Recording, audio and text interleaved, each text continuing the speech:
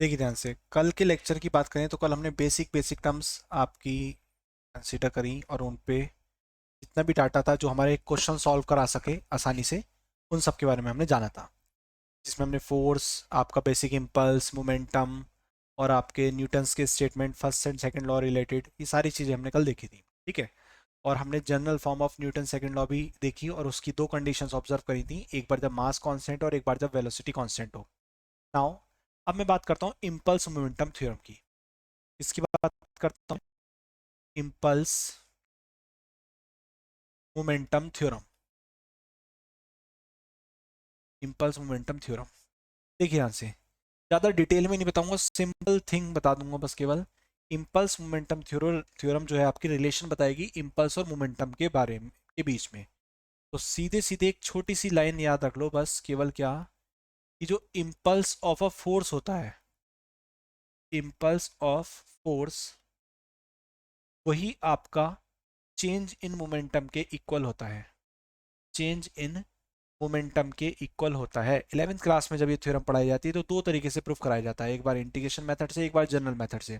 तो हमें यहाँ पर इसे प्रूफ नहीं करना है, हमें सिर्फ दिमाग में इतना रखना है कि जब बात होगी किसकी, इम्पल्स मोमेंटम थ्योरम की, तो उस सिचुएशन में सीधे सीधे क्या कैलकुलेट करना है हमें। इम्पल्स कैलकुलेट करने को दिया जाए तो मोस्ट ऑफ द केसेस में आपको क्या निकालना पड़ता है, चेंज इन मोमेंटम ही निकालना पड़ता है। नाउ अब इसके आगे बढ़ते हैं, इससे ज्यादा इसमें नहीं जानेंगे। Law of conservation of linear momentum, law of conservation of conservation of linear momentum की बात करेंगे। किसकी बात करेंगे हम, law of conservation of linear momentum की। तो देखो, कंडीशन को ध्यान से देखेंगे, जब हम लीनियर मोमेंटम की बात करते हैं तो ऑब्जेक्ट के ऊपर फोर्स एग्जिस्ट करता है। जब लीनियर मोमेंटम की बात करते हैं दैट मीन्स ऑब्जेक्ट के ऊपर क्या एग्जिस्ट कर रहा है, फोर्स। और यही सिचुएशन अगर हम बात करें क्या, कि जब हम एंगुलर मोमेंटम की बात करेंगे तो वहां एग्जिस्ट करता है टॉर्क। ठीक है। तो अगर मैं कहूं कि किसी पर्टिकुलर सिचुएशन में कि जो एक्सटर्नल फोर्स है, एक्सटर्नल फोर्स है जो सिस्टम पे लग रहा है, वो कितना है, जीरो है। If force external is equal to zero, then उस सिचुएशन में linear momentum, then linear momentum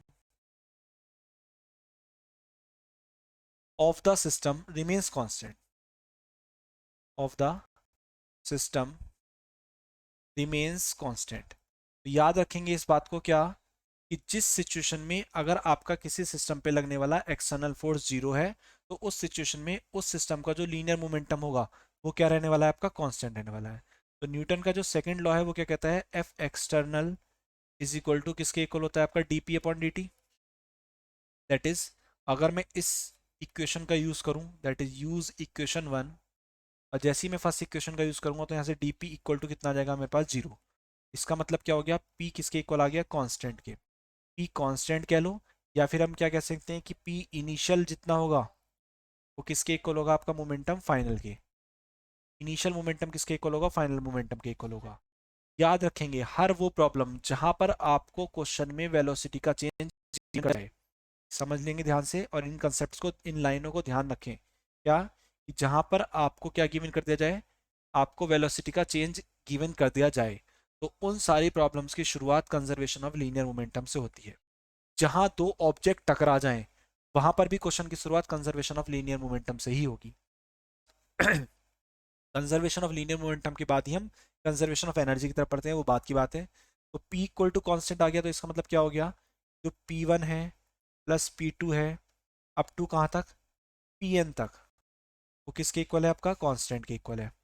अगर मैं इन सब का चेंज लूँ तो डेल्टा कितना आ जाएगा, P1 प्लस P2, और ये अप टू कहाँ तक आएगा, आपका Pn तक आएगा। वो चेंज कितना हो जाएगा, आपका जीरो हो जाएगा। इसका मतलब delta P1 plus delta P2 और अप टू कहाँ तक, आपका डेल्टा Pn तक, वो किसके इक्वल हो जाएगा, जीरो के इक्वल हो जाएगा। अगर दो सिस्टम की बात करी जाए तो टू पार्टिकल सिस्टम के लिए delta P1 plus delta P2 equal to क्या हो जाएगा, जीरो।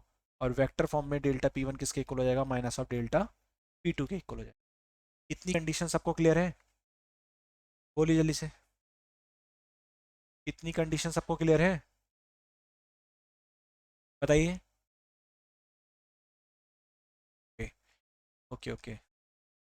देखिए ध्यान से, अब ये तो कोई बेसिक कंडीशन किसकी, कंजर्वेशन की। अब अगर मैं बात करें, अगर कहीं आपसे क्वेश्चन में गिवन है कि एक्सलेटेड मोशन एग्जिस्ट कर रही है, याद रखेंगे शब्दों पे ध्यान देंगे, और ये शब्द जो होते हैं आपके जो थ्योरेटिकल क्वेश्चंस होते हैं उन्हें सॉल्व कराते हैं। एक्सलेटेड मोशन अगर कहीं पर एग्जिस्ट हो रही है तो वो ऑलवेज किसके कारण होगी, due to external force. Note point है, स्पेशल पॉइंट है, याद रखें क्या, accelerated motion, accelerated motion, accelerated motion is always, is always due to an, due to an external force. इसके कारण हमेशा एक्सटर्नल फोर्स के कारण, किसी सिस्टम पर अगर इंटरनल फोर्स एग्जिस्ट कर रहा है तब उस सिचुएशन में ऑब्जेक्ट एक्सलेट नहीं कर पाएगा, ठीक है। और इसके अलावा जो law of conservation of linear momentum है वो एप्लीकेबल है उन डायरेक्शन में जहां पर एक्सटर्नल फोर्स कितना होगा, जीरो। मतलब कहने का क्या हो गया, अगर मैं फोर्स को वेक्टर फॉर्म में लिखूं, कैसे, X I cap plus F Y J cap और प्लस एफ जेड के कैप, तो इनके करस्पॉन्ड जो मोमेंटम्स होंगे, चेंज इन मोमेंटम, तो एफ एक्स क्या लिया जाएगा आपका, D P X upon D T. Similarly F Y कितना लिया जाएगा आपका, D P Y upon D T. और सिमिलरली आपका जो एफ जेड होगा वो भी कितना लिया जाएगा आपका, D P Z upon D T, D P Z upon D T. तो जब मैं एक्सटर्नल फोर्स की एब्सेंस की बात करूंगा तो पी एक्स बराबर कॉन्स्टेंट, यहां पर क्या हो जाएगा आपका, P Y equal to constant, और यहां पर क्या हो जाएगा आपका, P Z equal to constant. कब, when external force equal to zero, that is F X equal to zero पर, F Y equal to zero पर, और F Z equal to zero पर। तीन सिचुएशंस में हमने इसकी बात करी, ठीक है। और इसके अलावा देखो मैं फिर से बता रहा हूँ, ये जो सारी कंडीशंस हैं, ये जितनी भी कंडीशंस में है बता रहा हूँ मोमेंटम और फोर्स रिलेटेड, स्पेशली ये वाली कंपोनेंट्स वाली, ये वहाँ सॉल्व, वहाँ यूज होता है इनका जहाँ पर आपने क्वेश्चंस करे होंगे इस तरीके के सॉल्व, आप लोग अलग मेथड से करते होंगे, कम समय में यूज सॉल्व करने के लिए इन तरीकों का यूज किया जाता है।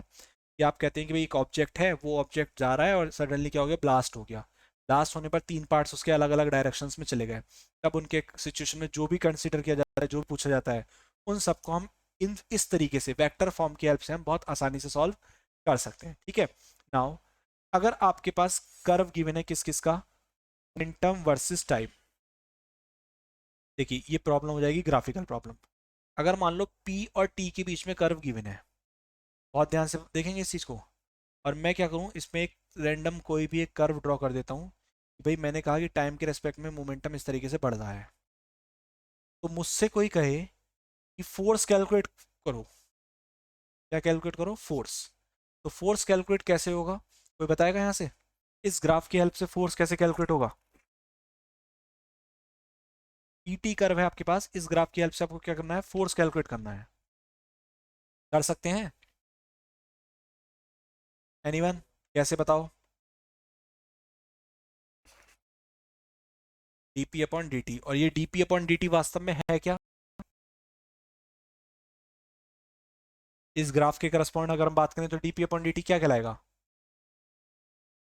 स्लो, बिल्कुल बिल्कुल बहुत सही बात। देखो ये कर्व है, ये आपका एक आर्बिट्रेरी कर्व है, और इन कर्व का स्लोप निकालने के लिए हम क्या करते हैं, एक पॉइंट कंसीडर करते हैं, और उस पॉइंट पर सबसे पहले हम एक टेंजेंट ड्रॉ करते हैं, और टेंजेंट ड्रॉ करने के बाद में दो पॉइंट कंसीडर करते हैं, और इस ग्राफ का क्या निकाल देते हैं हम, स्लोप निकाल देते हैं। तो जैसे ही इस ग्राफ का स्लोप निकलेंगे तो वो स्लोप होगा, नॉर्मली हम से रिप्रेजेंट करते हैं उसे, क्या बोलते हैं हम, टेन थीटा बोलते हैं, और वो किसके इक्वल हो जाएगा, change in momentum with respect to time equal, और change in momentum with respect to time that is equal to force. तो आप याद रखेंगे इस तरह से, ठीक है। अब मेरी बात को बहुत ध्यान से समझना, सभी लोग बहुत ध्यान से देखना। मैंने आपको एक प्रॉब्लम दी जहां पर मैंने क्या कहा, एक पैराबोलिक कर्व बना दिया, क्या बना दिया मैंने, एक पैराबोलिक कर्व, और मैंने ये बोल दिया कि जो P है वो किसी एक क्वांटिटी के स्क्वायर पे डिपेंड कर रहा है। तो पैराबोलिक की इक्वेशन ऐसी होती है कि एक तरफ नॉर्मल क्वांटिटी और एक तरफ स्क्वायर वाली क्वांटिटी, और मैंने चार कर्व दे दिए फोर्स टाइम के, बहुत ध्यान से समझना कंडीशन को देखते हुए। और मैंने चार कर्व क्या दे दिए भाई, मैंने एक कर्व बोल दिया कि इस तरीके से है, एक कर्व बोल दिया मैंने ऐसे है, एक कर्व बोल दिया मैंने ऐसे है, और एक नन ऑफ दीज वाला ऑप्शन आ गया, ठीक है। तो क्वेश्चन को समझो, क्वेश्चन कहता है कि ये पैराबोलिक इक्वेशन को फॉलो कर रहा है। मैं इस तरीके से काट देता हूँ, मैं ऐसे लिख देता हूँ, p is equal to 4ax square. क्या है? p is equal to 4ax square. x एक जनरली वेरिएबल है, बस केवल जनरली क्या है, x क्या है, वेरिएबल है। ठीक है। अब इस सिचुएशन में ये कर्व था p और t के बीच में, ये कर्व है फोर्स और टाइम के बीच में। तो बताना जरा, सोचो कि अगर आपको इस कर्व से इस कर्व के ऑप्शंस मैच कराने हैं तो आप क्या करोगे? सबसे पहले आप p की वैल्यू को उठा के यहाँ पुट करोगे, वैल्यू को उठा के यहाँ पे पुट करोगे तो f इज इक्वल टू कितना हो जाएगा, 4a कांस्टेंट हो गया और d अपॉन dt, और साथ साथ कितना हो गया, 2x हो गया। ठीक है। तो ये कितना हो गया, 4a, 2 बाहर आ जाएगा तो कितना हो जाएगा, 8 हो जाएगा, 8a, और ये कितना हो जाएगा साथ साथ dx अपॉन dt। ठीक है। तो f इज इक्वल टू कितना आ गया आपका, 8a, और ये क्या हो गया, change in dx upon dt। क्या? देखो, अब यहाँ सिचुएशन दो तरीके से एग्जिस्ट कर सकती है। ये लीनियर डिपेंडेंसी आ गई, ये क्या आ गई, लीनियर डिपेंडेंसी आ गई वेलोसिटी की, क्या आ गई, लीनियर डिपेंडेंसी आ गई। तो उस ग्राफ के अकॉर्डिंग पहले तो थी पैराबोलिक डिपेंडेंसी, अब हो गई लीनियर डिपेंडेंसी। तो ये ऑप्शंस तो मैंने अपनी तरफ से बना दिए थे, रैंडमली बना दिए थे मैंने, ऑप्शंस अपनी तरफ से बना दिए थे। अगर ये ऑप्शन टाइम के रेस्पेक्ट में ना होकर वेलोसिटी के रेस्पेक्ट में होता है, एफ बी, तो एफ किसके प्रोपोर्शनल हो गया, देखो डायरेक्टली वेलोसिटी के, तो कौन सा आंसर से हो जाएगा, फर्स्ट आंसर से हो जाएगा। बात समझ में आ रही है जो मैं कहना चाह रहा हूँ? कहने का मतलब ये है कि ये हमने सॉल्व करा किसके हेल्प से, डिफरेंशिएशन ऑफ ग्राफ की हेल्प से। किसकी हेल्प से सॉल्व करा हमने इसे, डिफरेंशिएशन ऑफ ग्राफ की हेल्प से। याद रखेंगे, जितनी भी प्रॉब्लम्स ऐसी होती हैं जिसमें आप कोई डिफरेंट क्वांटिटीज के ग्राफ्स पढ़ो, जैसे आपने v और s का ग्राफ पढ़ा, तो ये कोई नॉर्मल ग्राफ नहीं है। आप नॉर्मली ग्राफ क्या पढ़ते हैं, v और t का ग्राफ पढ़ते हैं, s और t का ग्राफ पढ़ते हैं, ये नॉर्मल ग्राफ होते हैं। लेकिन जब आपने v और s पढ़ा तो आपने इक्वेशन ऑफ मोशन यूज करी, V square equal to U square plus 2as, फिर आपने उसका डिफरेंशिएशन करा, तब आपने उसका वेरिएशन निकाला। तो याद रखेंगे, जितने भी आपके डिफरेंट क्वांटिटीज की टर्म्स में अगर ग्राफ आते हैं तो सबसे पहले आप उनसे रिलेटेड जो भी इक्वेशंस बनती हो उनका यूज करें। जैसे यहाँ पर p वर्सेस t ग्राफ था, इसके साथ साथ p और t का ग्राफ था, तो हमने क्या करा, f equal to dp upon dt का यूज करा। इतनी बात सबको समझ में आई? पूछो इतने में किसी को कुछ पूछना हो तो। ठीक है। ओके, ये सारी कंडीशन किसकी हो गई, आपकी इक्वेशन ऑफ ग्राफ की। इस तरह से हम क्या कर सकते हैं, डिफरेंशिएशन कर सकते हैं। और हो सकता है कि कहीं पर इस तरीके की सिचुएशन बने कि आपको इंटीग्रेशन भी करना पड़ जाए। क्या करना पड़ जाए, इंटीग्रेशन ऑफ ग्राफ। तो उन चीजों से घबराना नहीं है आपको, तो सिर्फ और सिर्फ प्रॉपर वे में डिफरेंशिएशन और इंटीग्रेशन करना आना चाहिए किसी क्वांटिटी का। ठीक है। नाउ एक और स्पेशल और इंपॉर्टेंट पॉइंट, वो क्या कहता है, area under F T graph, F T graph represent, बताना भाई क्या रिप्रेजेंट करेगा, फोर्स वर्सेस टाइम का graph. Very good. Force versus time के बीच में ग्राफ है, क्या रिप्रेजेंट करेगा वो, इम्पल्स। इम्पल्स कह लो या क्या कह सकते हो आप, change in momentum, change in momentum भी रिप्रेजेंट करेगा। ठीक है। तो मैं इस ग्राफ को अगर ड्रॉ करूं तो देख सकते हैं आप, मैंने कुछ इस तरीके से ले लिया वेरिएशन, मान लीजिए ऐसे वेरिएशन ले लिया मैंने।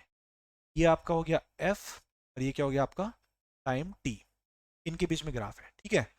तो हमने क्या बात करी, एरिया। एरिया किसके इक्वल है, चेंज इन मोमेंटम के। एरिया जो होगा इसका किसके इक्वल होगा, चेंज इन मोमेंटम के लिए, या फिर वही किसके इक्वल होगा, इम्पल्स के। नॉर्मली मैं इम्पल्स को आई से रिप्रेजेंट कर देता हूँ। ठीक है। तो वो किसके इक्वल हो जाएगा, एफ इंटू डी टी, और टोटल का क्या करेंगे, इंटीग्रेशन। ये क्यों करा मैंने वो समझ लो, क्योंकि ये आपकी परफेक्ट शेप नहीं है जिसका आप एरिया डायरेक्ट निकाल सको। इसलिए हमने क्या करा होगा, इसमें एक स्मॉल स्ट्रिप कंसिडर करी होगी डी टी थिकनेस की, फोर्स उसका एफ हुआ होगा इस लेवल पर, और आपने इस पर्टिकुलर का एरिया निकाला होगा। और इस पर्टिकुलर थिकनेस का एरिया निकालने के बाद टोटल निकालने के लिए क्या कर देंगे, विद प्रॉपर लिमिट्स इंटीग्रेशन कर देंगे। तो यही किसके इक्वल आ जाएगा आपका, यही आ जाएगा आपका area under F T graph. ये क्या है आपका वास्तव में, area under F T graph. ठीक है। हम जानते हैं, क्या जानते हैं, कि जो एफ एवरेज होता है वो किसके इक्वल होता है, delta P upon delta T के इक्वल होता है। एफ एवरेज किसके इक्वल होता है, delta P upon delta T के इक्वल होता है। इसका मतलब therefore for a certain momentum change, for a certain momentum change, if the time interval, if the time interval is increased, अगर क्या हो रहा है आपका टाइम इंटरवल इंक्रीज हो रहा है तो उस सिचुएशन में क्या होगा, then the average force exerted, force exerted on a body will decrease, will decrease। देखिए बहुत ध्यान से समझेंगे, most most most important line है ये आपकी। क्या कंडीशन है, पहले तो ग्राफ की बात कर लेते हैं। तो यहाँ पर हम ग्राफ में क्या देखा हमने, फोर्स वर्सेस टाइम का ग्राफ था। अच्छा ये अपोज ऊपर के पोर्शन में आ रहा है, दैट मीन्स इस पर्टिकुलर जोन का जब मैं एरिया निकालूंगा डेल्टा पी निकलेगा, और वो डेल्टा पी कैसे देगा मुझे, पॉजिटिव देगा। अगर मैं इस नीचे वाले जोन की बात करूँ, इस वाले जोन की बात करूँ, तो ये निगेटिव डायरेक्शन में आ रहा है, तो दैट मीन्स यहाँ जो चेंज इन मोमेंटम आएगा वो कैसा आएगा आपका, निगेटिव आएगा। और यही क्या होगा आपका वास्तव में इम्पल्स होगा, और यहाँ पर भी यही क्या होगा आपका, इम्पल्स के इक्वल होगा, इक्वल होगा, इम्पल्स के इक्वल होगा। इतना तो क्लियर है ना कि पॉजिटिव एक्सिस में क्योंकि फोर्स वेक्टर क्वांटिटी है, विद डायरेक्शन लेंगे, पॉजिटिव में मोमेंटम चेंज पॉजिटिव आ गया, निगेटिव में मोमेंटम चेंज निगेटिव आ गया। इम्पल्स डेल्टा पी दोनों बराबर हैं, और यही किसके इक्वल है, indication of F D T. और area under the F T curve ही क्या है आपका, बेसिकली इम्पल्स है। उसके बाद बात करी हमने किसकी, एफ एवरेज की। एफ एवरेज क्या कहता है, delta P upon delta T. अब ये क्या है वास्तव में, ये कहता है कि for a certain moment if the time interval is increased, अगर मैं डेल्टा टी को क्या कर दूं, बढ़ा दूं, then the average force exerted on the body will be decrease, तो एवरेज फोर्स क्या हो जाएगा, कम हो जाएगा। इसके बहुत सारे एग्जाम्पल्स हैं और बहुत सारी एप्लीकेशन है जिनके बेस पर कंसेप्चुअल थ्योरेटिकल क्वेश्चन तैयार हो सकता है। क्या आपने देखा होगा, क्रिकेटर्स जब कैच करते हैं तो अपने हाथ को पीछे की तरफ ले जाते हैं टाइम पीरियड बढ़ाने के लिए। जितने भी व्हीकल्स होते हैं उसमें शॉकर्स होते हैं जर्क को अवॉइड करने के लिए। ऐसे जितने भी आपकी कंडीशंस होती हैं, जितने भी आपकी सिचुएशंस हैं जहां पर आप टाइम पीरियड बढ़ा रहे हैं, वहां वहां आपका फोर्स क्या लगेगा, कम लगेगा। दो सिचुएशन गिवन कर दी गई। जर्क वाला क्या बेसिकली देखो क्या है, आप बाइक बाइक वगैरह में, अगर बाइक में शॉकर ना हो तो आप जैसी गड्ढे में जाएंगे तो क्या होगा, शॉर्ट टाइम पीरियड में आपके ऊपर इफेक्ट आएगा उसका, ठीक है। अगर आप, ठीक है, तो वही इसलिए शॉकर्स जो होते हैं वो नीचे से लगने वाले फोर्स को ऊपर तक आने में टाइम ड्यूरेशन है उसका, और जब उसका टाइम ड्यूरेशन बढ़ जाता है उस सिचुएशन में एवरेज फोर्स कम लगता है, जिसकी वजह से आपको ज़्यादा फील नहीं होता है, इसकी वजह से ज़्यादा फील नहीं होता है, ठीक है। तो कंडीशन सिर्फ और सिर्फ इतनी है कि हर वो सिचुएशन जहां आप टाइम इंटरवल बढ़ा दोगे वहां पर फोर्स एक्सर्टेड क्या हो जाएगा, कम हो जाएगा। इसके एग्जाम्पल कुछ इस तरह से भी दिए जाते हैं, एक व्यक्ति है एक छत पर्टिकुलर हाइट से एक फर्श पे कूदता है, और एक मिट्टी का ढेर है या कोई भूसे का ढेर है, इस तरीके से उस पर कूदता है। तो दोनों सिचुएशन में चोट लगने के चांसेस, फोर्स ज़्यादा एक्सर्ट कहाँ होगा, तो जब वो फर्श पे कूदेगा उस सिचुएशन में टाइम इंटरवल कम होगा जब कोलिजन करेगा। तो जब टाइम इंटरवल कम होगा तो एक्सर्टेड फोर्स क्या होगा, ज़्यादा होगा, चोट ज़्यादा लगेगी। लेकिन जब वो आपका किसी मिट्टी के ढेर पर या भूसे के ढेर पर कूदेगा तो वो उसके अंदर धंसता हुआ चला जाएगा, तो वहां पर टाइम इंटरवल बढ़ जाता है, जिसकी वजह से फोर्स एक्सर्टेड क्या होता है, कम होता है। इतनी बात सबको समझ में आई, जल्दी से बताएं, बाकी सबको लेना।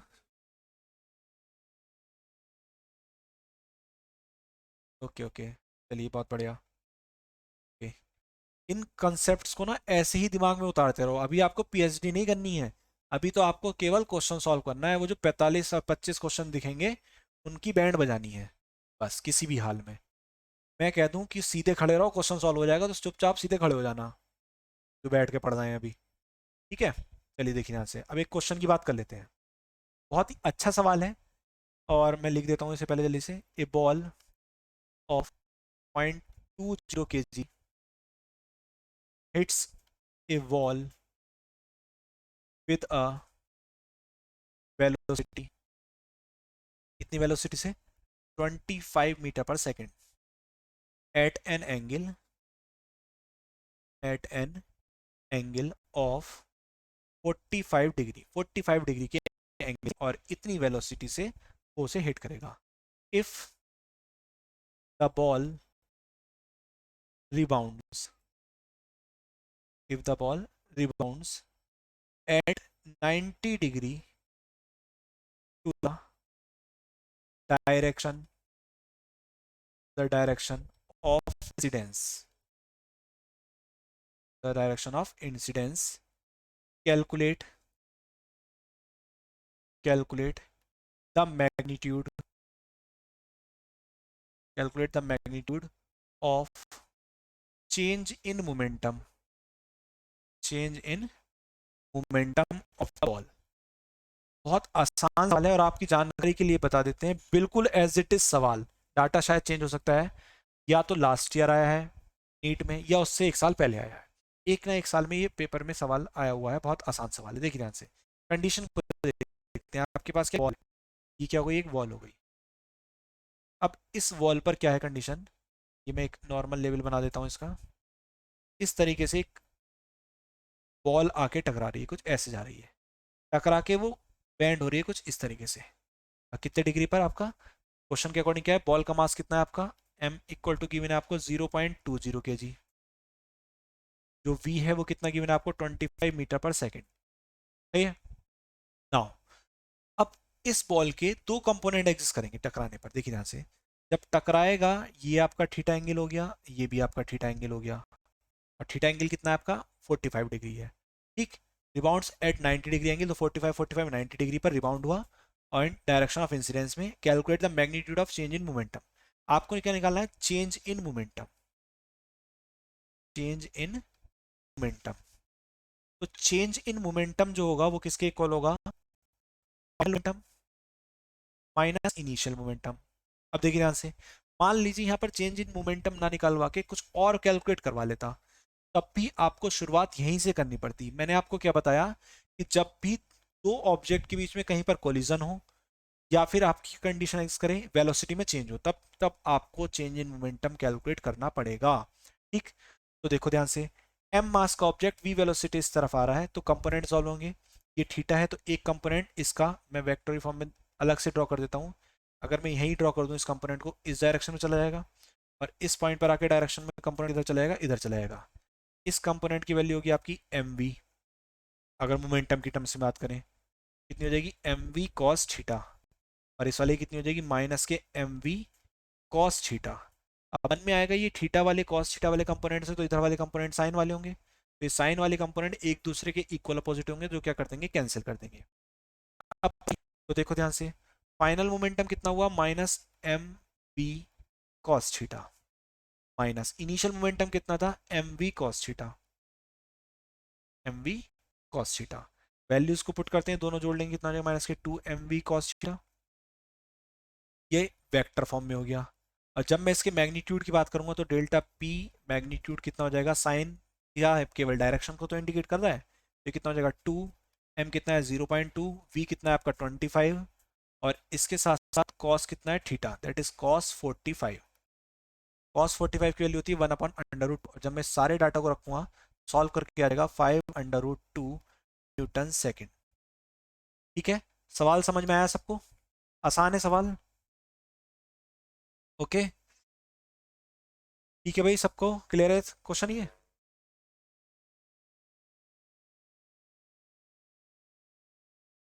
बताइए भाई, बताइए जल्दी से।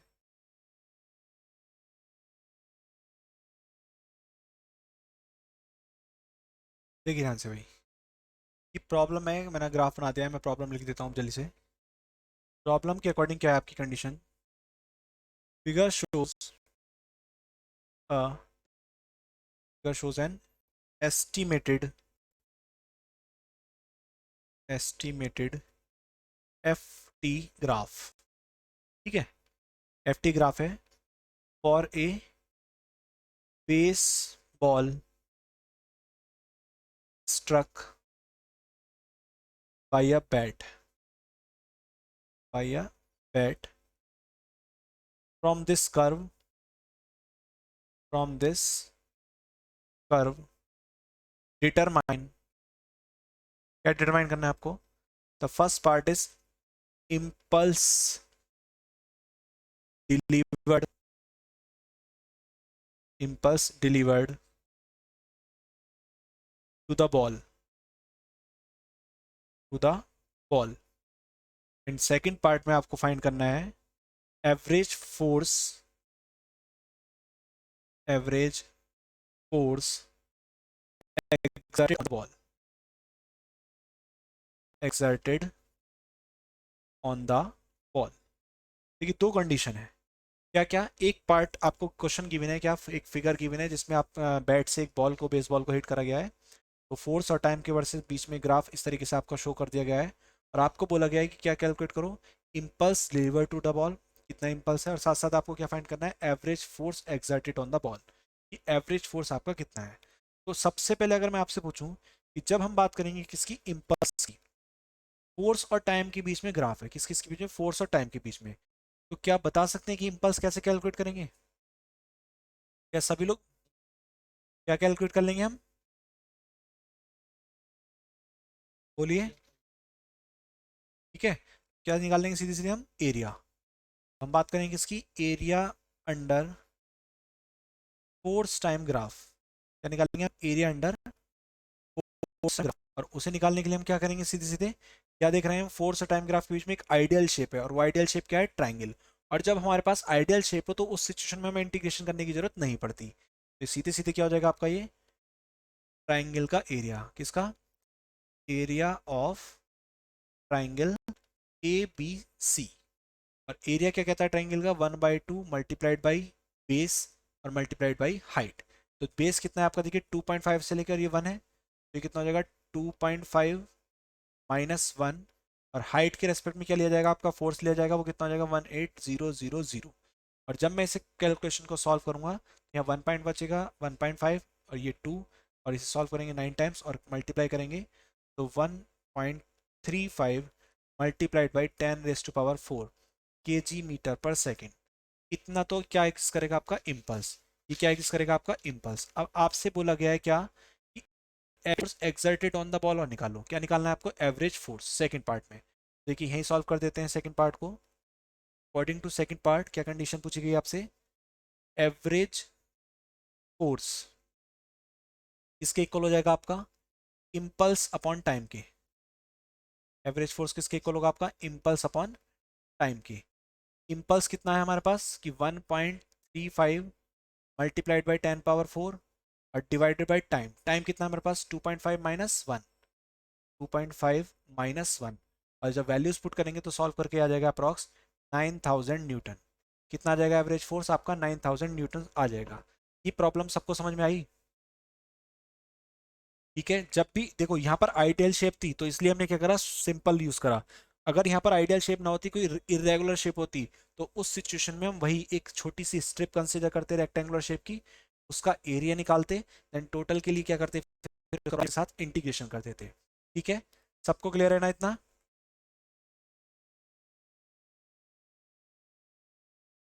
ओके, चलिए देखिए ध्यान से। ओके ओके, नाउ ये तो था हमारा कॉन्सेप्ट किसका, आपका बेसिक इम्पल्स से रिलेटेड कॉन्सेप्ट। अब एक नया कॉन्सेप्ट आता है, याद करिए मैंने आपको कल वेरिएबल आपकी फॉर्म पढ़ाई थी किसकी, फोर्स की, सेकंड लॉ की, और उसमें कंडीशन क्या बनी थी, M D V upon D T plus V D M upon D T. और हमने बोला था कि जिस सिचुएशन में आपका वेलोसिटी कांस्टेंट होगी, तो वहां पर इक्वेशन क्या बन के आएगी, V D M upon D T बन के आएगी। और हमने बोला था ऐसी इक्वेशंस को, ऐसी कंडीशंस को हम कहाँ यूज़ करते हैं, रॉकेट प्रोपल्शन के केस में यूज़ करते हैं। तो अब जो हम प्रॉब्लम डिस्कस करने वाले हैं, वो कौन से कंसेप्ट डिस्कस करने वाले हैं, रॉकेट प्रोपल्शन के कंसेप्ट, इसे रॉकेट प्रोपल्शन के कंसेप्ट को डिस्कस करने वाले हैं। देखिए ध्यान से, पहले तो मैं आपको थोड़ा सा रॉकेट के बारे में बताता हूँ पूरा, आपकी जानकारी के लिए बताते जाएं कि रॉकेट में स्टेज होती हैं, क्या होती हैं, रॉकेट में डिफरेंट डिफरेंट स्टेज होती हैं। देखिए, अगर मैं एक रॉकेट का फॉर्मेशन करूं, फर्जी रॉकेट का, कुछ इस तरीके से होगा,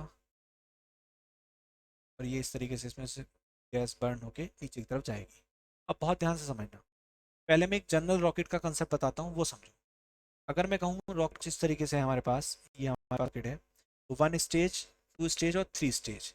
अब आपके मन में आया कि आपने 3 ही क्यों बनाई, तो मैं आपको बता देता हूँ, मिनिमम 3 स्टेज का रॉकेट रिक्वायर्ड होता है किसी भी सैटेलाइट को अपने क्या बोलते हैं, एस्केप कराने के लिए। क्यों? क्योंकि आप सब जानते हैं कि एस्केप वेलोसिटी कितनी होती है आपकी, बोलो, एस्केप वेलोसिटी कितनी होती है, 11.2 किलोमीटर पर सेकेंड। ये होती है आपकी क्या, एस्केप। तो जो सिंगल स्टेज होती है, देखो होता क्या है, मैं आपको क्लियर कर देता हूँ। इस पर्टिकुलर जोन में आपका सैटेलाइट है, यहाँ पर क्या आपका सैटेलाइट है।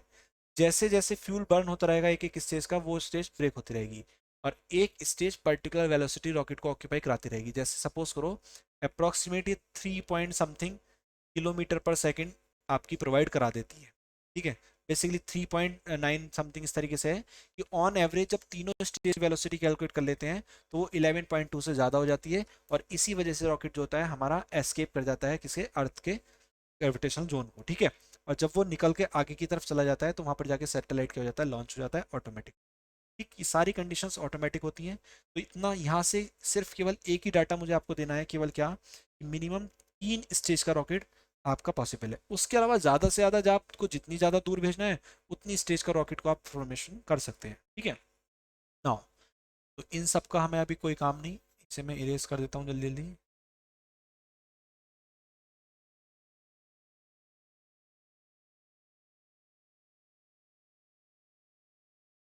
ठीक है, देखिए ध्यान से। अब हम बात करेंगे इसकी रॉकेट की। तो रॉकेट जब ऊपर की तरफ जाएगा तो गैसेस इजेक्ट होंगी इस तरफ से। केस फर्स्ट, पहला केस डिस्कस करते हैं रॉकेट केस में। क्या, if rocket is if rocket is accelerating upwards, एक्सिलेटिंग किस तरफ, आपका अपवर्ड्स,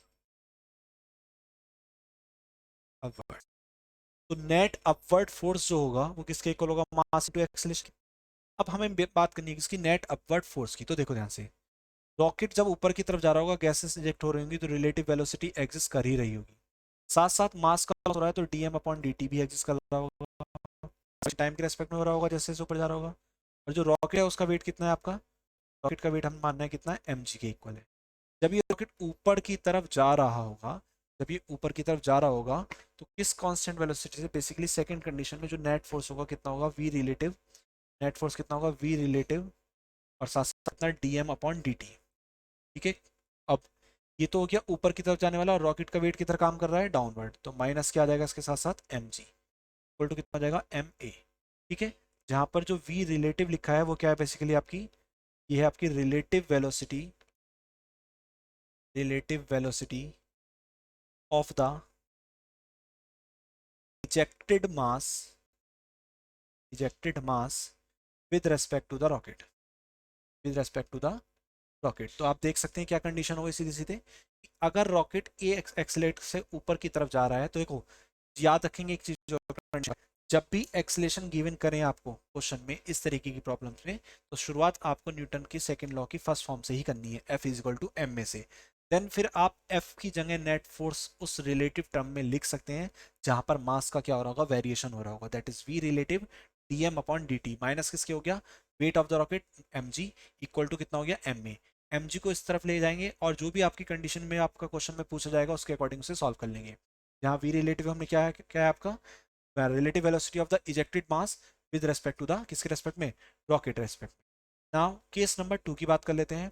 तो केस 2 के अकॉर्डिंग क्या कंडीशन है, केस सेकंड, सेकंड केस कहता है क्या, if rocket is moving with constant velocity, if rocket is moving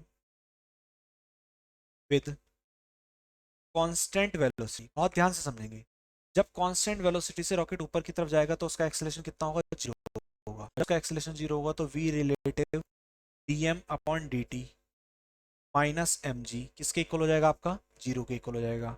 तो V relative D M by D T किसके इक्वल हो जाएगा, आपका एम जी के इक्वल आ जाएगा। दोनों के दोनों केस आपको समझ में आए रॉकेट के, बोलिए जल्दी से, सबको क्लियर है दोनों केस, ओके ओके, ठीक है चलिए, बहुत बढ़िया। ठीक है, तो अब जो भी रॉकेट की प्रॉब्लम होगी वो इन दो केस के रेस्पेक्ट में ही होगी। जो रॉकेट्स की प्रॉब्लम को हम सॉल्व करेंगे वो इन दो केसेस के रेस्पेक्ट में ही करेंगे। हम क्या ऑब्जर्व कर रहे हैं, देखिए याद रखेंगे, रॉकेट का केस जब भी होगा तब तब आपका मास का वेरिएशन होगा, क्योंकि जैसे जैसे फ्यूल बर्न होता है का वेट, मास जो होता है कम हो जाता है, कम होता रहता है किसके रेस्पेक्ट में, टाइम के रेस्पेक्ट में। इसीलिए टर्म यूज करते हैं हम क्या, डीएम अपॉन, क्या यूज करते हैं हम term, DM upon D T. एक न्यूमेरिकल करते हैं इससे रिलेटेड, देखिए ध्यान से, मैं लिख देता हूँ क्वेश्चन को जल्दी से। प्रॉब्लम इज दैट इस 600 kg रॉकेट, 600 किलो का रॉकेट है, is set for a vertical firing, set for a vertical firing if the exhausted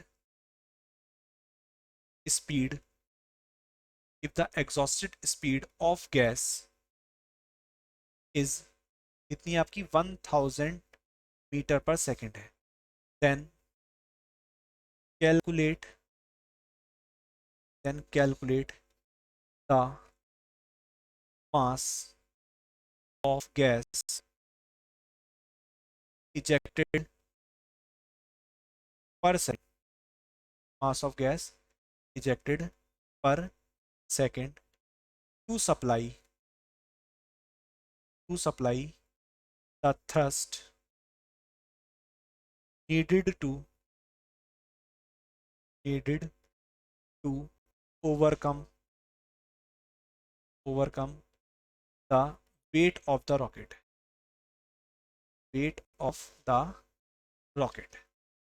देखिए ध्यान से क्या है क्वेश्चन, पहले क्वेश्चन समझ लीजिए। अकॉर्डिंग टू क्वेश्चन, इस 600 kg का रॉकेट है, उसे सेट किया गया है किसके लिए, वर्टिकल फायरिंग के लिए। If the exhausted speed of the gas is 1000 metre per second, exhausted speed मतलब क्या, रिलेटिव स्पीड कितनी गिवन है आपको, 1000 मीटर पर सेकेंड गिवन है।